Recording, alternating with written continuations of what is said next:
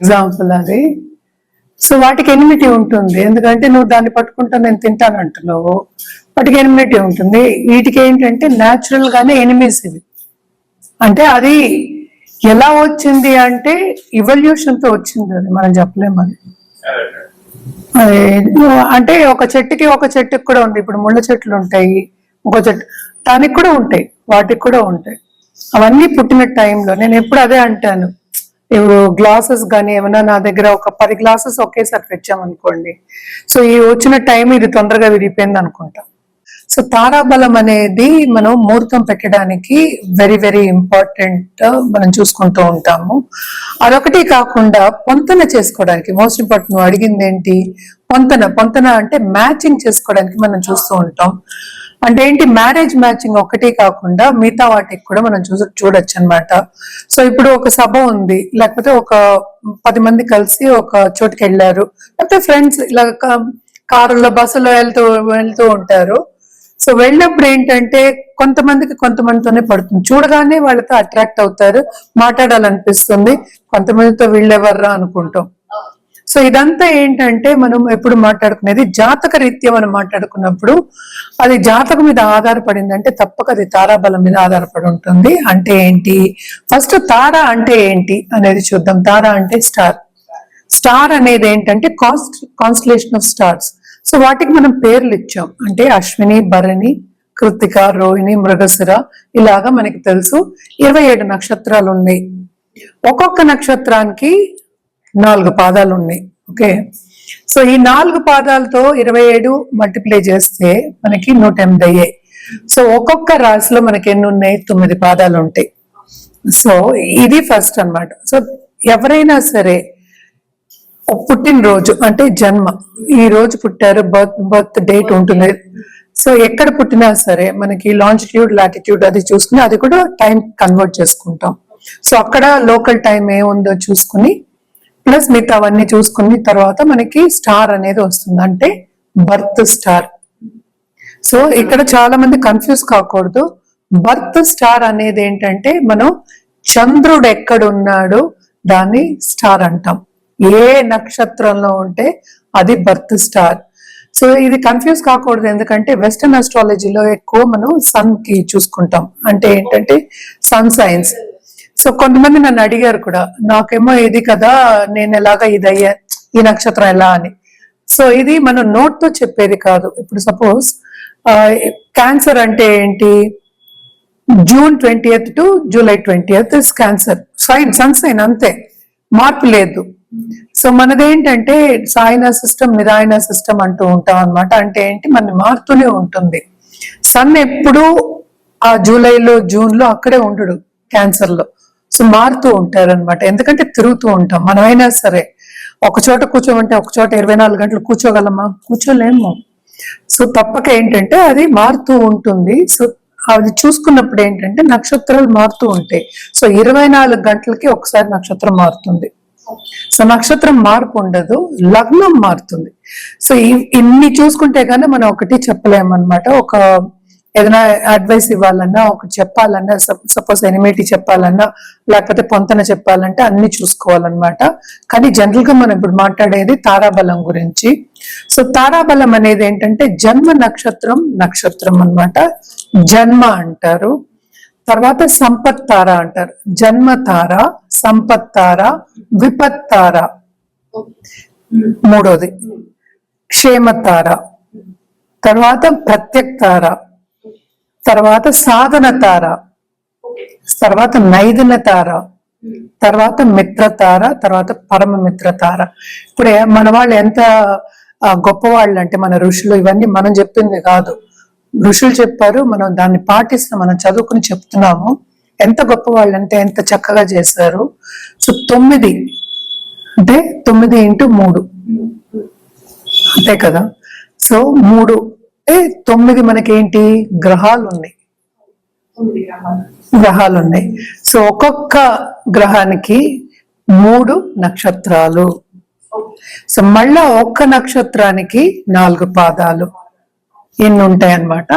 So మనం మాట్లాడుకునేది తారాబలం గురించి. ఎందుకు ఇది రావాలి అంటే మనం ముహూర్తం ఎక్కువ మనం పెట్టుకున్నప్పుడు తారాబలం చూసుకుంటున్నాము.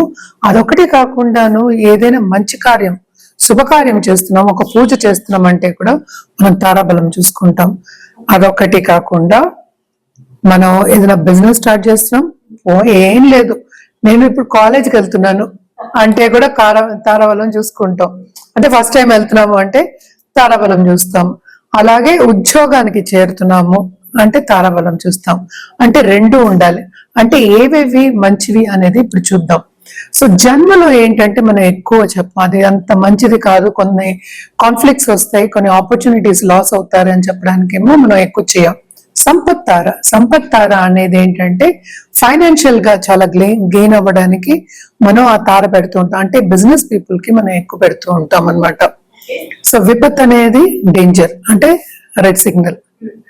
సో రెడ్ సిగ్నల్ అంటే ఏంటి, అసలు పనులు అవ్వవు. అంటే ఎందుకు అవ్వవు పనులు, ఈ తారకి మ్యాచింగ్ లేదు అనమాట. ఎనిమీస్. సో తప్పక ఎనిమీస్ అని చెప్పద్దు, బట్ ఏంటంటే విపత్తారులో ఎప్పుడైనా చాలా మందికి మనం చూస్తూ ఉంటాం కదా, ఆ విపత్తారులో ఏదో ఒకటి జరుగుతుంది అనమాట. అంటే నెగటివ్ ఆస్పెక్ట్ అనుకుందాం ఆఫ్ లైఫ్ జరుగుతుంది. తప్పక కొన్ని యాక్సిడెంట్స్ జరిగే ఛాన్సెస్ ఉంటాయి. అలాగే ఏంటంటే ఏదైనా సరే, ఇప్పుడు సపోజ్ ఒక డాక్టర్ దగ్గరికి వెళ్తున్నాము, డాక్టర్ దగ్గరికి ఎప్పుడు మనం విపత్తారులు పంపించము. అది చూసుకోవాలి, ముహూర్తం చూసుకున్న వాళ్ళు, అలాగే తారాబలం తెలిసిన వాళ్ళు కూడా వెళ్ళారు అనమాట. తర్వాత మనకి వచ్చేది ఏంటంటే మనకి క్షేమతార, అంటే క్షేమంగా ఉండాలి అంటే డాక్టర్ దగ్గరికి ఇప్పుడు వెళ్ళొచ్చు, ఈ తారలో వెళ్ళొచ్చు. అంటే నెక్స్ట్ మనకి వచ్చేది ప్రత్యక్ తార అనేది ఏంటంటే అసలు ఏది పనులు అన్నమాట, కాన్ఫ్లిక్ట్స్, యాక్సిడెంట్స్ అయ్యే ఛాన్సెస్ కూడా ఉంటాయి అని చెప్తూ ఉంటారు, దూరం అయ్యే ఛాన్సెస్ అంటూ ఉంటాం అనమాట. ప్రత్యక్ తార అస్సలు మంచిది కాదు. సో నెక్స్ట్ వచ్చేది మనకి సాధన తార.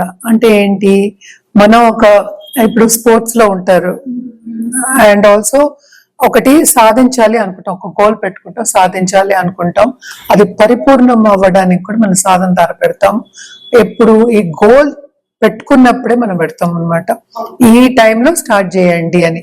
అది బిజినెస్ అవ్వచ్చు, అది ఉద్యోగం అవ్వచ్చు, లేకపోతే ఏంటంటే ప్రమోషన్ అవ్వచ్చు, ఇంకా ముందుకు వెళ్ళాలి, చాలా చాలా మంచిది అనమాట. ఓకే, నెక్స్ట్ నైదిన తార అంటే అస్సలు చాలా చాలా ఫ్యామిలీతో కాన్ఫ్లిక్ట్స్, అస్సలు మంచిది కాదనమాట. ఎస్పెషలీ రెండో పాదం, ఈ నక్షత్రం రెండో పాదం అస్సలు మంచిది కాదు అని చెప్తూ ఉంటారు. సో ఈ పాదాలు కూడా చెప్తాం. అలాగే ఏంటంటే ప్రత్యక్ తారకి 4వ పాదం చెప్తూ ఉంటాం అన్నమాట. అంటే కౌంటింగ్, ఇప్పుడు అశ్వినికి సంపత్ తార ఏమో ఏమైంది, భరణి అయింది, విపత్ తార రోహిణి అయింది. తర్వాత నెక్స్ట్ ఏంటంటే మనకి క్షేమతార 4వది. ఇప్పుడు మనం మాట్లాడుకుంటున్నాం కదా, అశ్విని నక్షత్రం ఇప్పుడు జన్మ అనుకో, జన్మతారలో మనం ఏంటంటే ముహూర్తాలు ఎక్కువ పెట్టాం అనమాట. ఇది ఎక్కువ స్టార్ట్ చేయండి మనం, ఎందుకంటే అది బ్యాలెన్స్ అవుతుంది, అటు ఇటు కాకుండా ఉంటుంది అనమాట. సో అంత మంచిది కాదు అన్న విషయం మీద మనం ఏంటంటే చెయ్యము. సంపత్తారులో చేయొచ్చు, విపత్తారులో అసలు వద్దు అంటాం. సో అశ్వినికి ఏంటంటే ఇప్పుడు మనకి సంపత్తార ఏమైంది, అశ్విని భరణి, కృతిక విపత్తార, రోహిణి క్షేమతార. 5వది మృగశిర నక్షత్రం బుధుడు స్టారు, బట్ ఇక్కడ ఏంటంటే ప్రత్యక్ తార అయింది ఎవరికి, అశ్విని వాళ్ళకి. సో అది పనికిరాదనమాట. సో ఇలా మనం లెక్కెట్టుకుంటూ వెళ్ళాలి. 6వది మనకి ఏంటంటే సాధన తార అవుతుంది, ఆరుద్ర నక్షత్రం. సో 7వది మళ్ళీ అంటే ఆరుద్ర తర్వాత ఏమొచ్చింది మనకి. సో వీటిల్లో ఏంటంటే అశ్వినికి ఇప్పుడేం మనకి తెలుసు కదా, ఇప్పుడు 5వ తార మంచిది కాదు, 3వ తార మంచిది కాదు, 7వ తార మంచిది కాదు అనమాట. 7th అంటే అశ్విని నుంచి కౌంట్ చేయాలి. సో 7వ తార మంచిది కాదు, 8, 9 చాలా మంచివి, అంటే మిత్రతార, పరమిత్ర తార. సో ఇలా కౌంట్ చేసుకుంటే తారాబలం వస్తుంది అనమాట. సో బట్ ఏంటంటే మోస్ట్ ఇంపార్టెంట్, మనం మ్యాచింగ్ కి చూడాలి అన్నా కూడాను మనం ఏంటంటే రాసుల వారీగా కూడా చూసుకుంటాం. అదొకటి కాకుండాను ఈ స్టార్స్ అన్నిటికీ ఒక్కొక్క స్టార్ కి ఒక్కొక్క అధిపతి ఉంటారు అనమాట. ఇప్పుడు అశ్వినికి మనకి కేతు అయ్యారు, భరణికి మనకి వీనస్. సో ఇలాగా, సో ఇవి వచ్చినప్పుడు ఏంటంటే ఎందుకు ఇది తీసుకున్నాను ఈ సబ్జెక్ట్ అంటే, దీన్ని బట్టి మనకి దశా విశేషాలు అనేవి కౌంట్ అవుతాయి. సో అంటే ఏంటి, మన వెళ్ళే పీరియడ్, మన నడిచే పీరియడ్ ఎలా ఉంది, మన కర్మ ఎలా ఉంది, ఇప్పుడు ఏం జరగబోతోంది, ఎలా ఉంటుంది ఫ్యూచర్ అని చెప్పడానికి ఇవన్నీ చూసుకుంటాం. తారని పట్టే, స్టార్ ని పట్టే మనకి దశా సిస్టమ్ అనేది వస్తుంది అనమాట. సో దాన్ని బట్టి ఏంటంటే మన ప్రిడిక్షన్ అనేది వెరీ ఈజీగా ఇవ్వచ్చు. ఇది ఒక మనిషికి కాదు, అండ్ ఆల్సో మనం ఏంటంటే ఒక కంట్రీకి కానీ, లేకపోతే ఒక ప్రదేశం కానీ, ఒక బిజినెస్ కానీ, వాటన్నిటి కూడా మనం చెప్పగలం. ప్రెడిక్షన్స్ అనేది ఈజీగా ఇవ్వడం జరుగుతుంది అనమాట. సో దేనికైనా తారాబలం అనేది వెరీ వెరీ ఇంపార్టెంట్.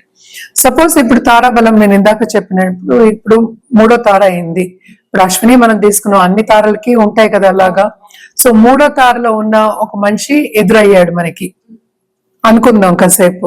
ఇమీడియట్ గా అదేంటంటే మనకి కంపాటబిలిటీ ఉండదు. సో అట్రాక్షన్ అనేది ఉండదు. పోనీ కంపాటబిలిటీ అనపోయినా అట్రాక్షన్ అంటే ఏంటి, వీళ్ళెవరు అన్నట్టు మనం చూస్తాం, అది రిపెల్ అవుతుంది అనమాట. ఎందుకని ఇది మాట్లాడుతున్నాం అంటే ఇట్స్ బికాస్ ఆ ఎనర్జీ అనేది రిపెల్ అవుతుంది మనకి. సో అలాగే 5వ తార అనుకుందాము, అలాగే నైదిన తార, ప్రత్యేక తార కూడా నైదిన తార. ఈ 3 వెరీ వెరీ ఇంపార్టెంట్. అలాగే జన్మలో ఉన్న వాళ్ళకి కూడా కొన్నిసారి జన్మ కూడా పడకపోవచ్చు అనమాట. ఇవన్నీ మళ్ళీ మనం ఏంటంటే మనం రాసుల వారిగా చూసుకోవాలి. ఇప్పుడు మనం ఇందాక మాట్లాడుకున్నాం కదా, అశ్విని, భరణి, కృతిక, మనకి కృతిక 1వ పాదం మనకి మేషంలో ఉంటాయి. సో మేష రాశి వాళ్ళకి, అలాగే ఇప్పుడు కన్యా రాశి వాళ్ళకి కుదరదు. దాంట్లో ఉన్న స్టార్స్, హస్త నక్షత్రం ఉంటుంది, ఉత్తర ఉంటుంది దాంట్లో.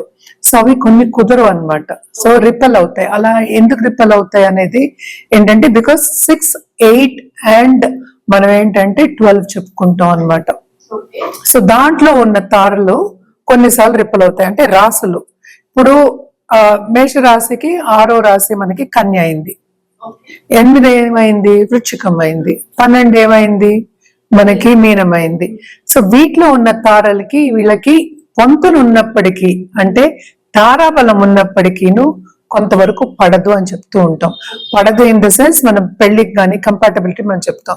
సో ఎక్కడ ఎలా ఉంది అని చూసుకుని దాన్ని బట్టి నువ్వు అడిగిన క్వశ్చన్ కి ఆ పడపోవడం అనేది వస్తుంది, ఆ ఎనిమిటీ అనేది వస్తుంది అనమాట.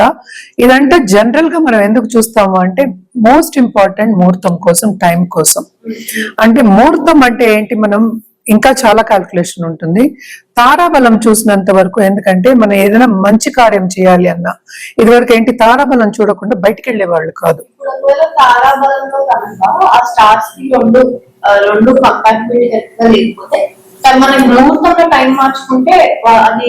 ముహూర్తం ఎలా మారుతుంది, ముహూర్తం కూడా ఇప్పుడు తారే కదా. ఇప్పుడు మనం పెట్టే ముహూర్తము, టైము అది తారే కదా, మళ్ళీ స్టారే కదా. సో అప్పుడు రాదు కదా, మ్యాచ్ ఉండదు అంతే. ఇప్పుడు అలాగే కంపాటబిలిటీ ఇంకా చాలా దోషాలు అవన్నీ కూడా చూస్తాం అనమాట. సో జనరల్ గా మనం నువ్వు అడిగిన క్వశ్చన్ కి ఎనిమినిటీ ఎందుకు వస్తుంది అంటే it is because of that ఏంటంటే ఎనర్జీ రిపెల్. అంటే గ్రహాలు అంటే ఏంటి, ఎనర్జీయే కదా. గ్రహం పట్టుకుంటుంది ఎనర్జీ మన్ని అంటాం, ఎలా లాగుతుంది అంటాం అనమాట. సో ఆ గ్రహాలు కూడా ఎనర్జీయే. సో ఈ ఎనర్జీ రిపెల్ అవుతుంది. అలాగే స్టార్స్ కి ఎనర్జీ ఉంటుంది, అన్నిటికీ ఎనర్జీ ఉంటుంది. సో బేసికలీ ఏంటంటే రిపెల్ అవుతుంది, పడదు. ఎక్కడో బ్యాలెన్స్ లేదు, బ్యాలెన్స్ తప్పుతుంది అంటే ఈజీగా అందరికీ అర్థం అవుతుంది. సో దాని తారాబలం. సో ఒక్కొక్క రాశి వాళ్ళకి అంటే ఇప్పుడు రాశిలో నేను చెప్పినట్టు 9 పాదాలు ఉంటాయి. ఇప్పుడు 3 పాదాలు మన కృతిక పక్క దాంట్లో ఉంటుంది, తర్వాత రోహిణి ఉంటుంది, తర్వాత మృగశిర ఉంటుంది, మృగశిర 2. సో అలాగా.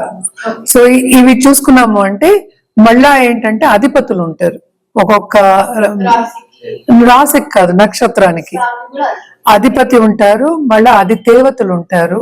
దేనికి ఎవరికి ఏం చేయాలి, ఎలా చేయాలి అనేది కూడా వెరీ వెరీ రెమెడియల్ మెషర్స్ కూడా వెరీ వెరీ ఇంపార్టెంట్ అనమాట. కానీ జనరల్ గా నువ్వు అడిగిన క్వశ్చన్ కి ఎనిమిటీకి కంపాటబిలిటీకి తారాబలం అనేది వెరీ వెరీ ఇంపార్టెంట్. అండ్ తారాలు స్టార్ మ్యాచింగ్ కానీ కంపాటబిలిటీ కానీ ఈ మనం చెప్పిన ఈ స్టార్స్ ఎలా ఉంటుంది అంటే ఏంటి, జన్మ, సంపత్, విపత్ ఇవన్నీ ఉన్నాయి కదా, ఇవన్నీ చూసుకున్నప్పుడు మనకి తెలిసిపోతుంది అనమాట. అదొకటి కాకుండా మ్యారేజెస్ కూడా ఈ మధ్యన చాలా మంది ఇవన్నీ చూసుకోకుండా చేసుకుంటున్నారు. కొన్ని అయితే బాగా సక్సెస్ అవుతున్నాయి, కొన్ని ఏమో విడిపోతాయి, అసలు చేసుకోగానే విడిపోతున్నారు. లవ్ మ్యారేజ్ అంటారు మళ్ళా. అంటే లవ్ మ్యారేజ్ అంటే అట్రాక్ట్ అయ్యే కదా చేసుకున్నారు, అయినా కూడా అవ్వదు, కంపాటబిలిటీ ఉండదు అనమాట. సో చాలా మటుకు ఇవన్నీ మనం చెప్పేది ఏంటంటే మన ఋషులు వాళ్ళు చెప్పింది, మన పెద్దలు చెప్పింది, మన స్క్రిప్చర్స్ చెప్పింది మనం చెప్తున్నాం.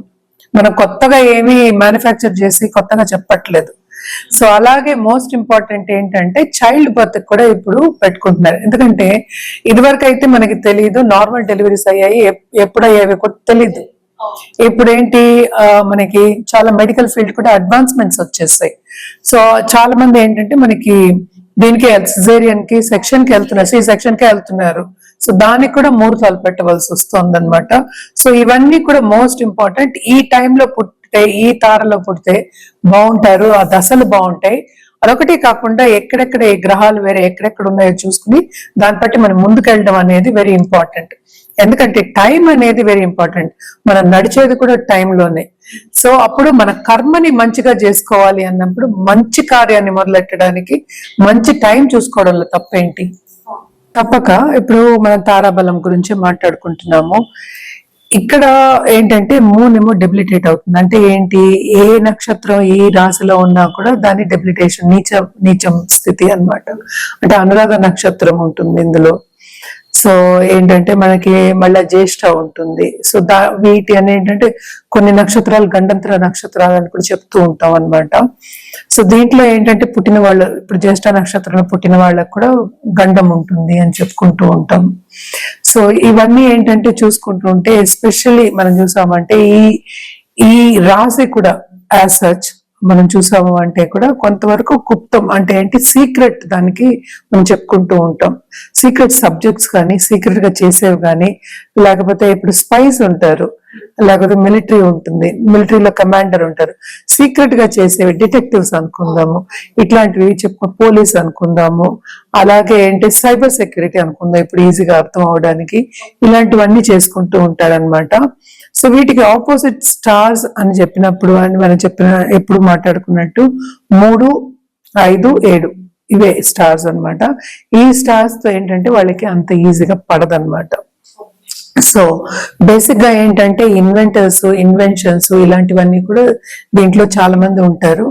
మనకేంటంటే పాలిటీషియన్స్ కూడా ఉంటారు, ఎందుకంటే నీచభంగ రాజయోగాలు కూడా ఉంటాయి. మనం ఎప్పుడు అది మాట్లాడుకుంటూ ఉంటాము. కానీ తారాబలం మనం చూసుకున్నాము అంటే, మనం ఇప్పుడు సపోజ్ బిజినెస్ పార్ట్నర్ కానీ, లేకపోతే ఇప్పుడు ఒక ఫైనాన్షియల్ పార్ట్నర్ అనుకుందాం, లేకపోతే ఇప్పుడు స్టార్ట్అప్స్ అనుకుందాం, దాంట్లో పార్ట్నర్స్ తెచ్చుకున్నప్పుడు ఏంటంటే లాసెస్ వచ్చే ఛాన్సెస్ మనకి ఎక్కువ కనిపిస్తాయి. అంటే ఇలాంటి తారాబలం లేని వాళ్ళు, ఇద్దరికి పొంతన లేని వాళ్ళు, పాజిటివ్ ఎనర్జీ లేని వాళ్ళు అనుకుందాం కాసేపు, అలాంటి వాళ్ళని, ఆ తార ఉన్న వాళ్ళని తెచ్చుకుంటే కనుక కొంతవరకు కింద దిగజారే సూచనలు మనకి కనిపిస్తున్నాయి. అదొకటి కాకుండాను మనం చూసాము అంటే ఇప్పుడు ఈ బిజినెస్ స్టార్ట్ అవడం కూడా, ఇప్పుడు పార్ట్నర్స్ 3 ఉంటారు, 4 ఉంటారు. సో వాళ్ళందరికీ ఒకే స్టార్ కుదరకపోవచ్చు. ఒక్కొక్కసారి ఏమవుతుంది, స్టార్ట్అప్ అయిన తర్వాత పార్ట్నర్స్ కూడా వస్తారు. సో అలాంటప్పుడు కూడా కొంతవరకు ప్రాబ్లమ్స్ ఉంటాయి. అంటే ఈ నెగటివ్ ఎనర్జీ ఉన్న స్టార్స్ తో వెళ్తే కనుక, ఆర్ అదర్వైజ్ అట్రాక్షన్ లేని స్టార్స్ తో రిపెలింగ్ స్టార్స్ తో వెళ్తే కనుక తారాబలం అనేది మనం తెలుగులో చెప్తున్నాము. ఇలాంటి స్టార్స్ లో మనం ఈ స్టార్ట్ చేసినా కూడా ప్రాబ్లమ్స్ వచ్చే ఛాన్సెస్ ఎక్కువ ఉంటాయి అన్నమాట. అండ్ ఆల్సో ఏంటంటే ఇవన్నీ మనం ఎందుకు చెప్తున్నాం అంటే, బికాస్ ఇప్పుడు ఫైనాన్షియల్ స్టెబిలిటీ అనేది రావాలి. కొంతవరకు మనం ఇబ్బంది పడతాము, కొంతవరకు మనకు ముందుకు వెళ్ళాలని అనిపిస్తుంది. అంటే ఏంటి, పనికి తగిన శ్రమకి తగిన పనికి తగిన మనకి రాబడి రావాలి, శ్రమకి తగిన ఫలితము రావాలి. అంటే రెండు ఒకటే మనం మాట్లాడింది. సో ఫలితం రావడానికి కొంచెం టైం పడుతుంది బిజినెస్ పీపుల్ కి, ఫైనాన్షియల్ మార్కెట్ లో ఉన్న వాళ్ళకి, స్టార్ట్అప్స్ కి, అలాగే ఏదైనా ఒక ఇన్వెన్షన్ చేయడానికి, లేకపోతే ఒక డిస్కవరీ చేయడానికి కూడాను. సో ఇప్పుడు ఏంటంటే ఇవన్నీ వస్తే అడ్డంగాల కింద, ఆబ్స్టకల్ కింద మనం తీసుకోవాలి. అంటే మనం చేసే పనులు మనకి ఆగిపోతుంది, పని ముందుకు సాగడం అనేది కొంచెం కష్టం అవుతుంది. సో ఇలాంటి వాటికి మనం వెళ్ళకూడదని మనం ఏంటంటే, మన పెద్దలు ఎప్పటికైనా చెప్పింది ఏంటంటే, మనకి కరెక్ట్ గా సెట్ అయ్యే ఒక అట్మాస్ఫియర్ కావాలి, సంతోషంగా ఉండాలి. అంటే సంతోషంగా ఉన్నప్పుడు ఏమవుతుంది, మనం ఏ పనైనా తొందరగా చేస్తాం. అదొకటి కాకుండా ఏ గోల్ అయినా మనం తొందరగా సాధిస్తాం మనం. అంటే దూసుకెళ్ళిపోవడం అనేది జరుగుతుంది. సో ఈ అట్మాస్ఫియర్ సరిగా లేదు అంటే, వర్క్ అట్మాస్ఫియర్ సరిగా లేదు, మనతో పనిచేసే వాళ్ళు సరిగా లేరు, అండ్ ఆల్సో పార్ట్నర్ సరిగా లేరు అన్నప్పుడు ఆగిపోతుంది. అండ్ ఆల్సో ఏంటంటే లాసెస్ వస్తాయి ఎక్కువ. అలాగే స్టార్టప్స్ చాలా మంది మనం చూస్తున్నాం, డబ్బు లాసెస్ వచ్చేసేసి వాళ్ళు అప్పుల్లో పడిపోయి కింద పడిపోయిన వాళ్ళు ఎంతో మంది ఉన్నారు. సో ఇవన్నీ ఏంటంటే ప్రివెంట్ చేయడానికి మనం చెప్పేదన్నమాట. ఏంటి, ఇలా చేసుకోండి, ఇలా చూసుకోండి అని చెప్పడం. ఇదేంటంటే మన సబ్జెక్ట్ ఇవాళ చెప్పింది కాదు, ఎప్పటి నుంచో అనాదిగా మనకి ఋషులు ఇచ్చిన ఒక సబ్జెక్టు, రాసిన సబ్జెక్టు, ఎప్పటి నుంచో ఎన్నో సెంచురీస్ నుంచి మనకి వచ్చిన సబ్జెక్ట్, అదే మనం నేర్చుకుని మనం చెప్తున్నాం. సో ఈ కాలఘట్టంలో ఏంటంటే చాలా మంది నమ్మకం అనేది కోల్పోయి ఉన్నారు. కానీ దీంట్లో కొంతమైనా ట్రూత్ లేకపోతే ఈ సబ్జెక్ట్ నిలవదు కదా, ఏ సబ్జెక్ట్ అయినా అంతే. సో ఇది కూడా ఏంటంటే మనం వేదాంగాలని చెప్తాం, వేదంలో ఒక అంగం. సో ఇదేంటంటే పార్ట్ ఆఫ్ లైఫ్ మనకి చూపిస్తుంది. సో దాంట్లో తారాబలం అనేది చాలా చాలా ఇంపార్టెంట్ ఒక సెక్టర్ అన్నమాట అందులో. సో ఒక టాపిక్ అనుకుందాము. సో అది తప్పక ఏంటంటే మనం చూసాము, ఎప్పటి నుంచో జాతకాలు కూడా చూసుకుంటూ ఉన్నాం, తప్పక ఇవన్నీ జరుగుతాయి అన్నమాట. సో ఇవన్నీ చూసుకుని ముందుకెళ్ళడం అనేది మంచిది, ఎప్పటికైనా మనకే మంచిది కదా. సో వీళ్ళేంటంటే ఎప్పటికైనా సుబ్రహ్మణ్య స్వామిని కొలవడం అనేది వెరీ వెరీ ఇంపార్టెంట్. అంటే ఏంటి, నాగదేవతలకి పూజ చేయడము. నాగదేవ అంటే ఏంటి, పావుల పుట్టలేమో పాలు పోస్తారు. సో ఇవన్నీ కూడా చేసుకోవచ్చు అన్నమాట. అండ్ ఆల్సో నాగదేవతల్ని కొలవడం అనేది వెరీ వెరీ ఇంపార్టెంట్. అంటే మంచిది, వీళ్ళకి చాలా మంచిది. ఎందుకంటే కొంచెం పైకి రావాలని మనం ఇవన్నీ చెప్పడం అనేది జరుగుతుంది. సో తప్పక చేసుకుంటే మంచిది.